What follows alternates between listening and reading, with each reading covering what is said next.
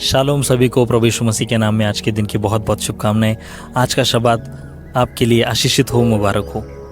परमेश्वर का पवित्र वचन इफिसियों की पत्री 2 अध्याय 6 और 7 वचन में इस रीति से कहता है कि हम प्रभु यीशु मसीह के साथ जिलाए गए और प्रभु यीशु मसीह के साथ स्वर्गीय स्थानों में बिठाए गए हैं। इसलिए कि परमेश्वर का जब राज आएगा तो उसने जो अनुग्रह हम पे किया है, उसकी महिमा की वो भरपूरी हमारे द्वारा दिखाएगा, उंडेलेगा। बहुत ज़रूरी है, क्योंकि हम आज पृथ्वी पर जी रहे हैं लेकिन हम स्वर्गीय स्थानों में बिठाए गए हैं। यानी इसका अर्थ यह है कि हमारी जीवन शैली, हमारा जो जीवन शैली का जीवन जीने का तरीका है, लाइफस्टाइल जो है वो स्वर्गीय है। हमारी जीवन शैली स्वर्गीय है और हमें इस पृथ्वी पर जीते हुए उसी जीवन शैली को जीना है।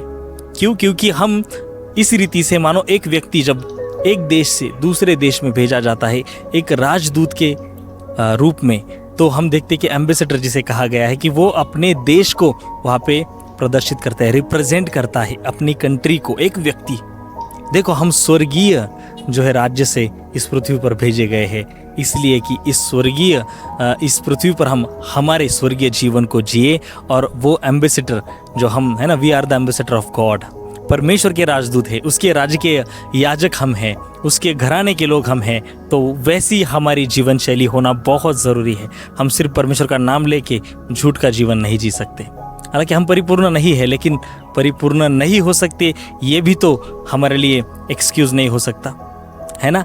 हम परिपूर्ण नहीं है लेकिन ज़रूर परिपूर्ण बन सकते हैं परमेश्वर के वचन के द्वारा, परमेश्वर ने दिए हुए उसके वाचा के द्वारा। तो आइए उस जीवन शैली को अपनाएं और उसे लेकर चले, क्योंकि हम स्वर्गीय स्थानों में बिठाए गए हैं मसीह के साथ। और उस मसीह के साथ जीवन जीने में एक अलग संतुष्टि है और उसका अनुभव करें। प्रभु आपको इस वचन के द्वारा आशीष दे।